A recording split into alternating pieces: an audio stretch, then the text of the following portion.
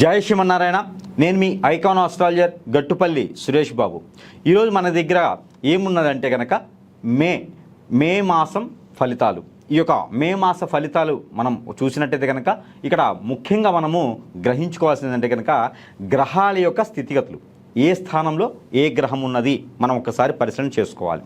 ద్వాదశ రాశుల్లో ఒకటి తులారాశి. ఈ తులారాశి వారికి ఈ యొక్క మే మాసం 2026 సంవత్సరం, ఈ 2026 సంవత్సరం మే మాసంలో తులారాశి వారికి అద్భుతంగా అని చెప్పలేం, కానీ మిశ్రమ ఫలితాలు అయితే చెప్పొచ్చు.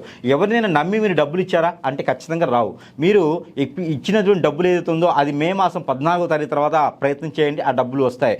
అలానే జ్యేష్టం, అధిక జ్యేష్ఠ మాసంలో శుభకార్యాలు ఏవి చేయడానికి లేదు. గురుమౌర్యం కూడా దీనికి ఆరంభమవుతుంది కాబట్టి పెళ్లి చేసుకోవాలన్నా, పేరంటం చేసుకోవాలన్నా, శుభకార్యంలో పాల్గొనాలన్నా కూడా కొంచెం సమయం పడుతుంది. వెయిట్ చేయండి, అక్టోబర్ వరకు వెయిట్ చేయండి. కొత్తగా పెళ్లి చేసుకోవాలన్నా, పెళ్లి అవ్వట్లేదు అనుకున్నా కూడా పరిహారాలు చేసుకోవచ్చు. కాలసర్పదోష నాగదోషం కూడా ఈ తులారాశి వారికి సంచరిస్తుంది, కనపడుతుంది. ఇక గ్రహరీత్య దోషాలు కూడా చూసినట్టయితే కనుక శుక్రుడు నీచలో ఉన్నారు, శుక్రుడు మోర్జ్యం కూడా ఉంది కాబట్టి మీరు అనుకున్న పనులు ముందుకెళ్ళకపోవడం, తలనొప్పి, మీకు ఏదైతే అనుకుంటారో అవన్నీ కూడా మీకు సానుకూల పరిచయం వాతావరణం అయితే లభ్యపడట్లేదు. అలానే గ్రహాల యొక్క స్థితిగతులు కావచ్చు, మీ దశాంతర దశలు కావచ్చు, కొంచెం మేర బాగుంటే కనుక, బాగాలేకపోతే మాత్రం ఖచ్చితంగా మూలిగిన తాటిగా పడ్డట్టు అని చెప్పొచ్చు తులారాశి వారికి. దీంతో పాటు ఈ యొక్క మాసం మే మాసంలో అధిక జ్యేష్ఠ రాసం అదొక తలకాయ నొప్పి అయిపోయింది. అందుకని మీరు జాగ్రత్తగా ఉండండి. ఆరోగ్య సమస్యలు మీకు సూచిస్తున్నాయి. గ్యాస్ ట్రబుల్ కావచ్చు, ఎసిడిటీ, ఒబిసిటీ, అలానే హార్మోన్స్ ఇంబ్యాలెన్స్ కూడా మీకు కనిపిస్తుంది. స్కిన్కి సంబంధించి, బ్లడ్కి సంబంధించి కూడా, లివర్కి సంబంధించిన కూడా సమస్య కనిపిస్తుంది. కాబట్టి మీరు వైద్యుల దగ్గరికి వెళ్ళి వైద్య పరీక్ష చేయించుకుని ప్రకృతి పరీక్షలు చేయించుకోండి. అలానే మీకు ఏదైనా డాక్టర్ రంగంలో కానీ బాగుంటుంది. గోల్డ్ షాప్స్,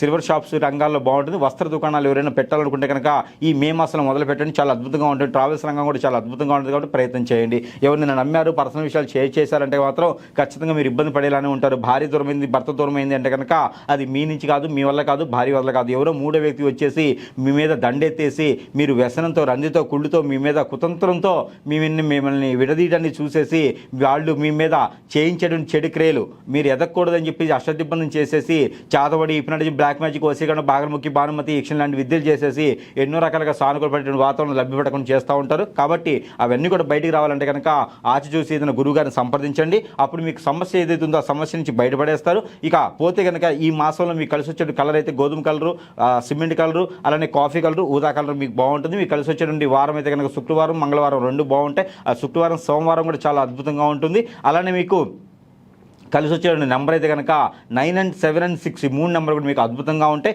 ఇక ఈ చిన్నపాటి పరిహారాలు చేసుకుని కూడా అదృష్టవంతులు అవ్వచ్చు. అలానే మనకి ఈ రాశి వారి కనుక ఖచ్చితంగా ఈ పరిహారం చేసుకున్నట్టయితే కనుక అష్టైశ్వర్య ప్రాప్తి కలగకపోయినా కూడా కొంతమేర ఉపశమనం అయితే లభ్యపడుతుంది. అది ఏమిటంటే కనుక ఆంజనేయ స్వామి సింధూరం ఒక 50 గ్రాములు తీసుకొని, అలానే బియ్యం, మనం ఇంట్లో తినేటువంటి బియ్యం ఒక 1/4 కిలో తీసుకొని, అలానే మీకు లవంగాలు ఉంటాయి, ఈ లవంగాలు ఒక 50 గ్రాములు తీసుకొని ఇవన్నీ కూడా కలగలపండి. అక్షంతల్లాగా కలగలిపి దానిలో ఆవు నెయ్యి కొంచెం వేసి కలపండి. ఈ కలిపినటువంటి మిశ్రమాన్ని మీరు 3 భాగాలు చేయండి. చేసి ఒక వైట్ కలర్ క్లాత్ తీసుకోండి, బ్లౌజ్ పీస్ తీసుకొని 3 ముక్కలు చేసి ఈ 3 భాగాలు దాంట్లో వేసి ముడుపు కట్టండి. ఆ ముడుపుని శుక్ర, శని, ఆది, లేదా శని, ఆది, సోమ, లేదా ఆది, సోమ, మంగళ, ఇలా 3 రోజులు సాయం సంధి వేళలో ఆ ముడుపు తీసుకొని తల చుట్టూతో 7 టైమ్స్, తల దగ్గర నుంచి కాలు వరకు 7 టైమ్స్ దిష్టి తీసేసుకొని ఆ ముడుపు తీసుకెళ్ళి పారేడు నీటిలో కానీ, పొదలు కానీ, చెట్లో కానీ వేయండి. ఇది మీకు నరదిష్టి, నరఘోషం తగ్గించే విధంగా చేస్తుంది. అలానే మరొక పరిహారం ఏంటంటే దేవుని అనుగ్రహం ఖచ్చితంగా కావాలి. మీకు సమీప దూరంలో ఎక్కడైనా సరే అమ్మవారి ఆలయం ఉంటే, లలిత అమ్మవారు కావచ్చు, పార్వతి అమ్మవారు కావచ్చు, దుర్గామాత కావచ్చు, ఇలా అమ్మవారి ఆలయాలు ఉంటే కనుక ఆ ఆలయాల్లో మీరు కుంకుమార్చన చేయించుకొని ఈ మాసం మొత్తం కూడా నుదుటిన కుంకుమ ధరించుకోండి. మీకు ఎన్నో రకాలైనటువంటి నరదిష్టి, నరఘోషం నుంచి బయటపడతాడు. చెడు శక్తుల నుంచి కూడా బయటపడేటువంటిది అయితే కనపడుతుంది. మరొక రెమెడీ ఏమిటంటే కనుక ఎక్కడైనా మీకు సమీప దూరంలో నది, వాగు, ఏరు, సెలయేరు, బ్రహ్మగుండం, కాలువలు ఎక్కడైనా ఉంటే కనుక అక్కడికి వెళ్ళేసి అట్లే మీరు ఏదైతే ఒంటి మీద ఉన్నటువంటి వస్త్రాలు ఉన్నాయో దానితో స్నానం చేసేసి ఆ వస్త్రాలను ఉడిచేయండి.